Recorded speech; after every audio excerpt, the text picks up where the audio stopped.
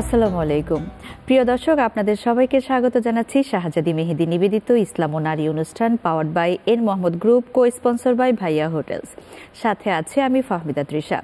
ইসলামে হালাল এবং হারাম খাবারের প্রতি যেমন গুরুত্ব দেওয়া হয়েছে, ঠিক তেমনি হালাল ও হারাম উপার্জনের প্রতিও গুরুত্ব দেওয়া হয়েছে। আজকে আমরা কথা বলবো ইসলামে হালাল ও হারাম উপার্জন নিয়ে। কথা বলবার জন্য স্টুডিওতে আমাদের সাথে উপস্থিত আছেন প্রফেসর সেলিন ইয়াসমিন, লেখক, গবেষক এবং শিক্ষাবিদ। আসসালামু আলাইকুম, কেমন আছেন? ওয়ালাইকুম আসসালাম রাহমাতুল্লাহ। আলহামদুলিল্লাহ, ভালো আছি। আপা, হালাল এবং হারাম উপার্জন বলতে আমরা কি বুঝি, এবং ইসলাম এই হালাল এবং হারাম উপার্জন বলতে স্পেসিফিকভাবে কি বুঝিয়েছে? আমাদের বেঁচে থাকার জন্য আমাদেরকে সবাইকে উপার্জন করতে হয়, তাই না? যে উপার্জন দিয়ে আমাদের নিত্য নৈমিত্তিক যে ব্যাপারগুলো সেগুলো আমরা খরচ চালাই।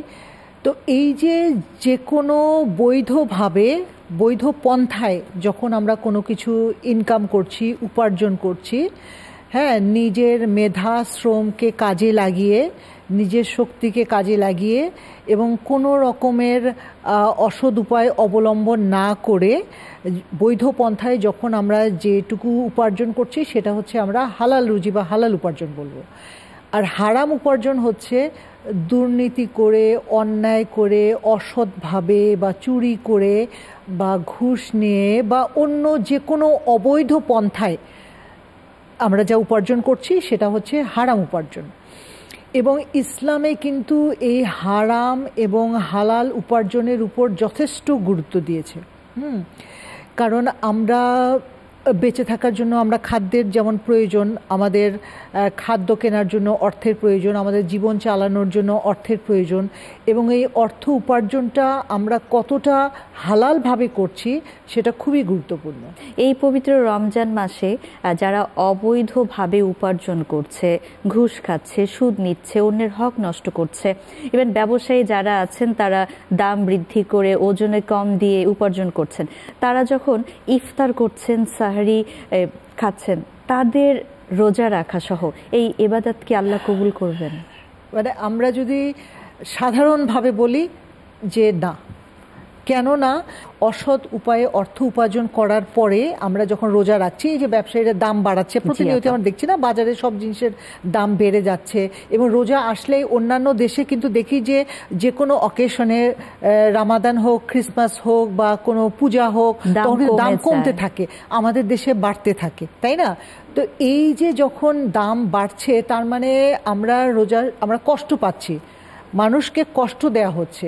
তো এই যে কষ্ট দিয়ে তো সে ইবাদত কবুল হওয়ার কোনো কারণ নেই। অথবা ওজনে কম দেয়া হচ্ছে, অথবা খারাপ জিনিস দেয়া হচ্ছে, যে জিনিসগুলো যেহেতু এখন চাহিদা বেশি, আগে কিনে স্টক করা হয়েছিল, এখন খারাপ জিনিসগুলো বাজারে এসেছে। তার মানে এই যে মানুষকে কষ্ট দেওয়া হচ্ছে, খারাপ জিনিস দেওয়া হচ্ছে, বেশি দামে বিক্রি করা হচ্ছে, ওজনে কম দেওয়া হচ্ছে। তো এইভাবে এই পন্থাগুলো অবলম্বন করে যে টাকা উপার্জন করছে তারা, তো তাহলে তার রোজা তো একটা ইবাদত, তাই না? এবং এই ইবাদত তো কবুল হওয়ার কোনো কারণ নেই, কারণ আল্লাহ তাআলা বলছেন যে শুধুমাত্র না খেয়ে থাকা বা উপবাস থাকাটাই আমার কাছে যথেষ্ট না। আমরা তোমার মনকে জানি, তুমি কি করছো, তোমার অন্তর কি বলছে, মানে নাফসকে কন্ট্রোল করা, নাফসকে, মানুষের রিপুগুলোকে পুড়িয়ে দেওয়াই কিন্তু এই রামাদানের উদ্দেশ্য, সিয়াম সাধনার উদ্দেশ্য।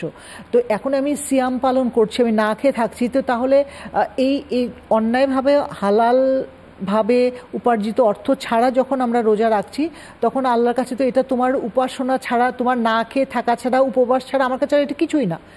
তার মানে আমরা যখন রামাদানের সিয়াম পালন করি, আল্লাহ কিন্তু বলেন যে তার দান আমি নিজের হাতে দেব।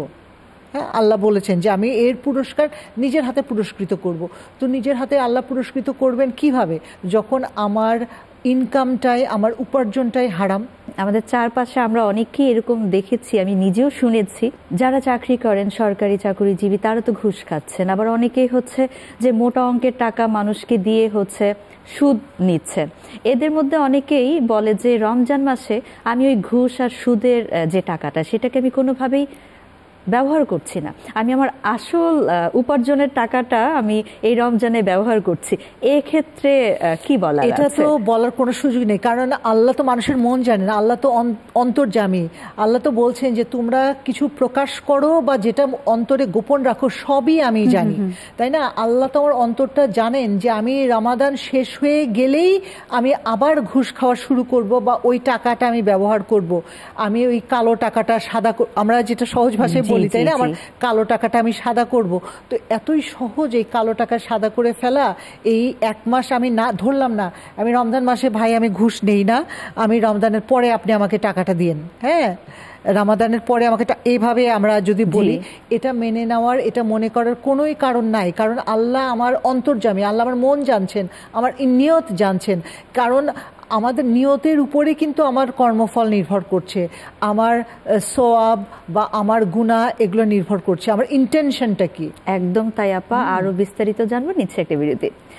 প্রিয় দর্শক, সময় হয়েছে শাহজাদি মেহেদি নিবেদিত ইসলাম ও নারী অনুষ্ঠান powered by N Mohammad group, co sponsor by Bhaiya hotels অনুষ্ঠান থেকে ছোট্ট একটি বিরতিতে যাবার, ফিরে আসছি কিছুক্ষণের মধ্যে, সাথেই থাকুন।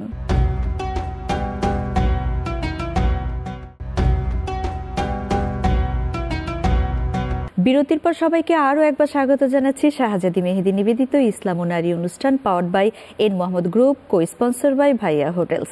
প্রিয় দর্শক, আজকে আমরা আলোচনা করছি ইসলামে হালাল ও হারাম উপার্জন নিয়ে।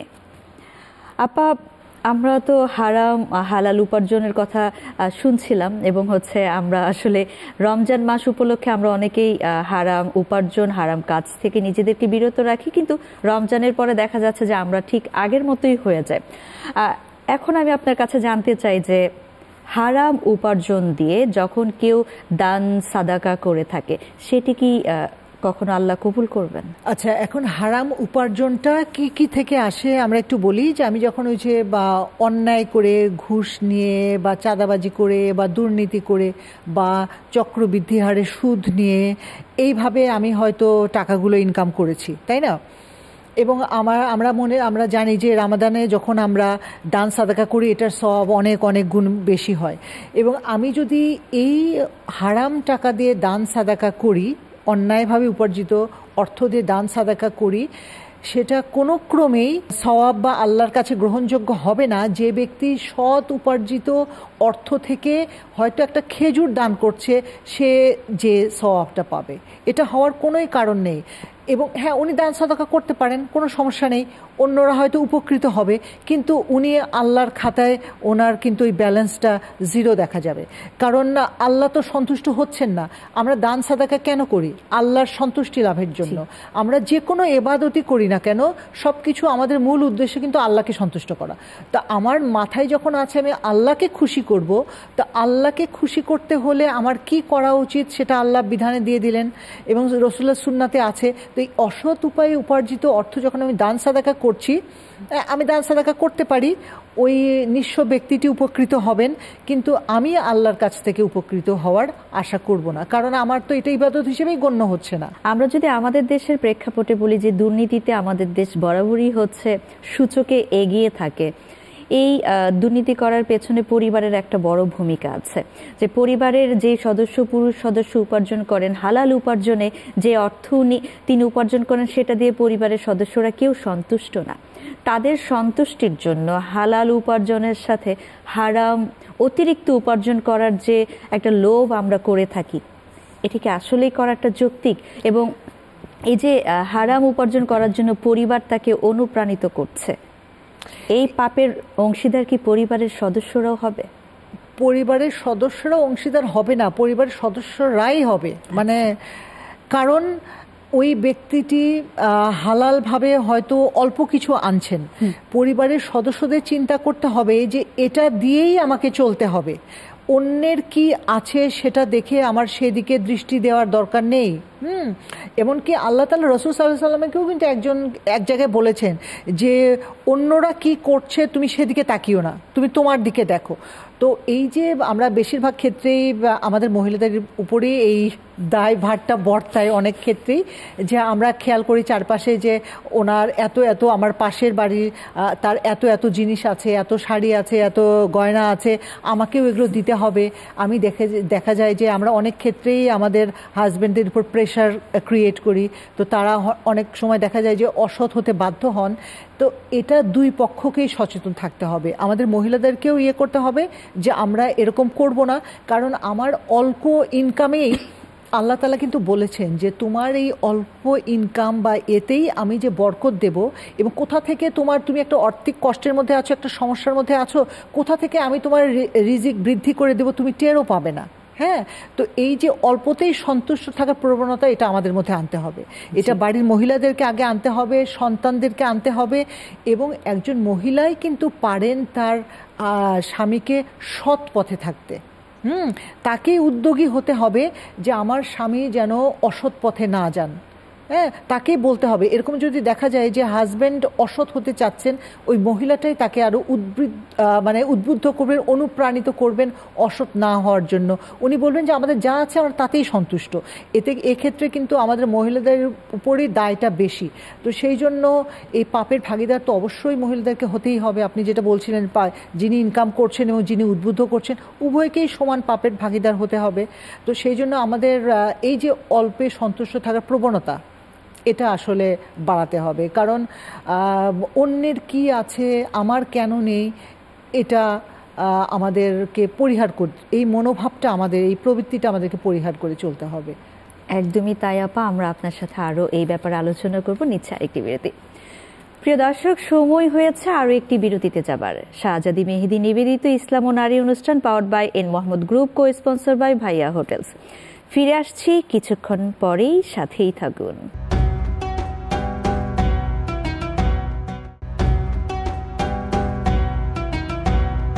বিরতির পর সবাইকে আরও একবার স্বাগত জানাচ্ছি শাহজাদি মেহেদী নিবেদিত ইসলাম ও নারী অনুষ্ঠান powered by N Mohammad group, co sponsor by Bhaiya hotels. প্রিয় দর্শক, আজকে আমরা আলোচনা করছিলাম ইসলামে হালাল ও হারাম উপার্জন নিয়ে।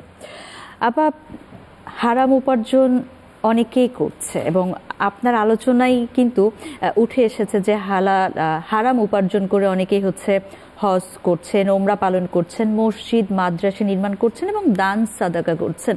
এই হারাম উপার্জনের অর্থ দিয়ে আল্লাহর সন্তুষ্টি লাভের জন্য বা আল্লাহর কাছে ক্ষমা চাওয়ার জন্য তারা কি করতে পারে?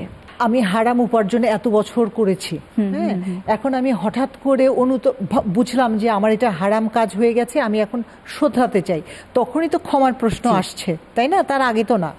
তো যখন এই উপলব্ধিটা একটা মানুষের মধ্যে হবে, এই যে এতদিন হারাম উপার্জন করেছি, আমি আর এখন হারাম কাজ করতে চাই না, আমি এখন ভালো হয়ে যেতে চাই, সত্যিকার অর্থে যদি এই অনুতপ্ত হন কেউ, অনুশোচনা কারোর মধ্যে আসে, তাহলে কি করবে?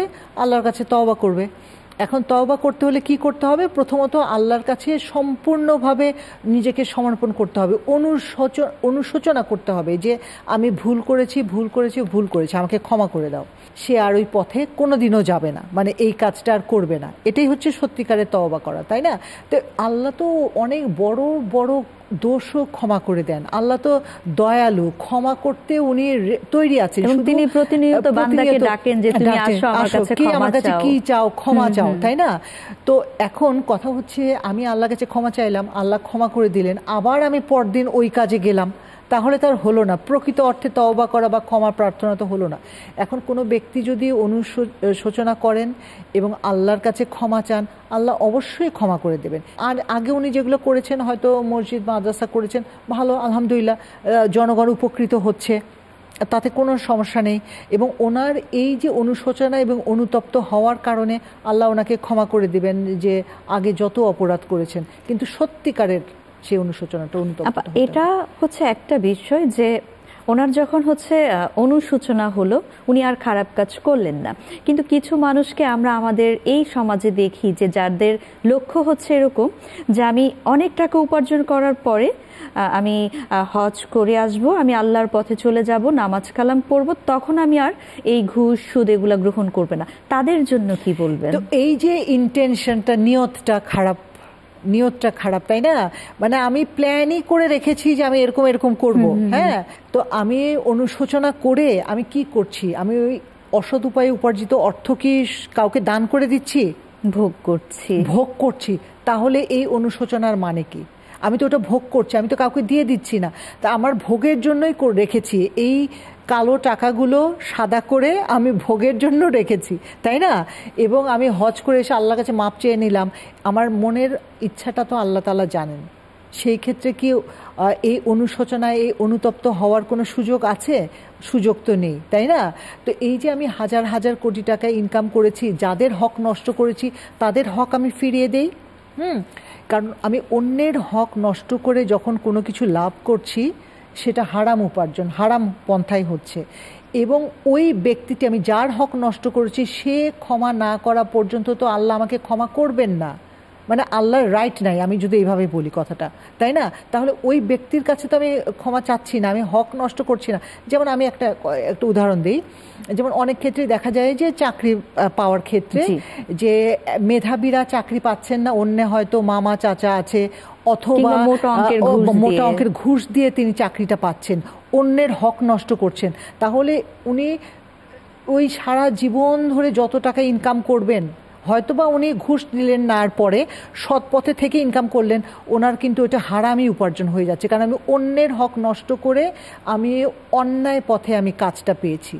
যে আমাদের দেশের ক্ষেত্রে দেখা যায় যে অনেক ক্ষেত্রেই আমরা হচ্ছে যখন ওই যে এসএসসি রেজিস্ট্রেশন করি, আমার বয়স 2 বছর কমিয়ে দিই, হ্যাঁ, মানে সরকারি চাকরির বয়স যেন বেশি থাকে। আমার ইন্টেনশনটা কি চিন্তা করেন? এই যে জীবনের শুরুতেই আমি অন্যায় দিয়ে আমি শুরু করলাম, মিথ্যা দিয়ে আমি শুরু করছি আমার ইয়েটা, হ্যাঁ, এটা কি ঠিক হচ্ছে? তার মানে আমি আরও 2 বছর আগে আমার রিটায়ার করার কথা, কিন্তু আমি ওই যে 2 বছর কমিয়েছি, আমি আরও 2 বছর ইনকাম করছি, তো ওই 2 বছর ইনকামটা তো আমার হারাম হয়ে যাচ্ছে। এইভাবে আমাকে চিন্তা করতে হবে। ইসলাম যতটাই সহজ ততটাই কঠিন। আমরা যদি আল্লাহর বিধিবিধানগুলো সহজভাবে নেই, সহজভাবে মেনে চলি, জীবনকে ওভাবে সাজাই, খুব সহজ, আমরা ইজিলি হালাল পথে থাকতে পারি। অসংখ্য ধন্যবাদ আপা, হালাল হারাম উপার্জনের বিষয়গুলোকে এত চমৎকারভাবে উপস্থাপন করার জন্য। ধন্যবাদ। প্রিয় দর্শক, আশা করছি আপনারা সবাই বুঝতেই পেরেছেন, শুধুমাত্র সুদ খাওয়া, ঘুষ নেয়াই যে হারাম উপার্জন তা কিন্তু না। আমাদের উপার্জন হালাল হোক এবং উপার্জন করার যে মানসিকতা সেটিও ন্যাক হোক। আজকের মতো বিদায় নিচ্ছি। শাহজাদি মেহেদি নিবেদিত ইসলাম ও নারী অনুষ্ঠান powered by N Mohammad group, co sponsor by Bhaiya hotels. সাথে ছিলাম আমি ফাহমিদা তৃষা। দেখা হবে পরবর্তী পর্বে নতুন কোনো অতিথির সাথে। সে পর্যন্ত ভালো থাকুন, সুস্থ থাকুন। আল্লাহ হাফেজ।